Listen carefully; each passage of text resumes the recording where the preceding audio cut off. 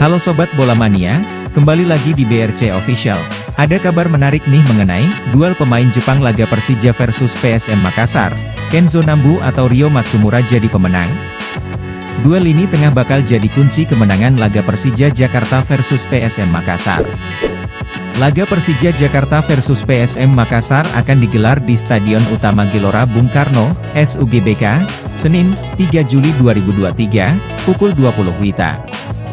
Laga Big Match pertama Liga 1 musim 2023-2024, sudah dua kali mengalami perubahan. Rencana awal jadi partai pembuka Liga 1 2023 hingga 2024 pada Sabtu, 1 Juli 2023. Namun diundur ke hari Minggu, 2 Juli 2023, pukul 20 WITA.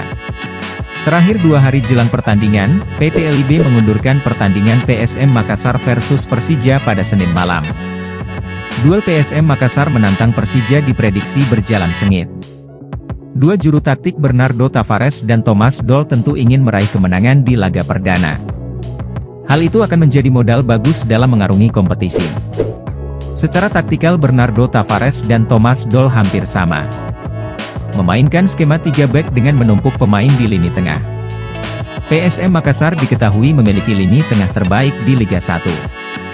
Menghadapi musim 2023 hingga 2024, lini tengah PSM Makassar tak banyak mengalami perubahan. Kenzo Nambu sepertinya tetap menjadi motor serangan. Pemain asal Jepang ini sudah buktikan kapasitasnya musim lalu dengan 9 gol dan 2 assist. Bahkan, ia pernah menjebol gawang Persija di musim lalu ketika bermain imbang 1-1 di Stadion B.J. Habibie, Parepare.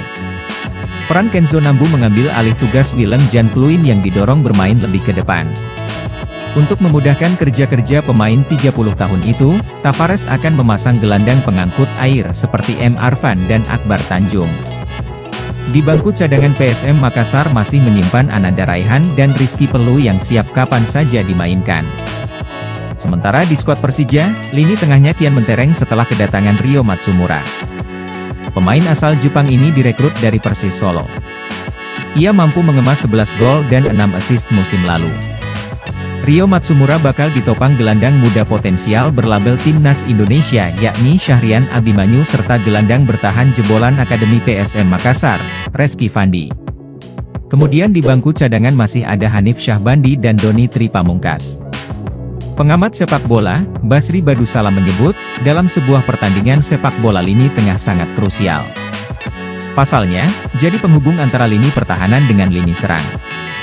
Seorang gelandang harus punya visi bermain, daya juang tinggi hingga punya kreativitas. Di lini tengah tempat berkreasi, pemain punya daya juga tinggi. Visi bermain melebihi pemain lain. Makanya sangat penting lini tengah, sebutnya saat dihubungi melalui telepon Jumat, 30 Juni 2023. Nah itu dia Sobat Bola Mania untuk update kabar kali ini, bagaimana pendapat kalian Sobat? Tulis pendapat kalian di kolom komentar ya Sobat dan jangan lupa untuk like, comment, and subscribe.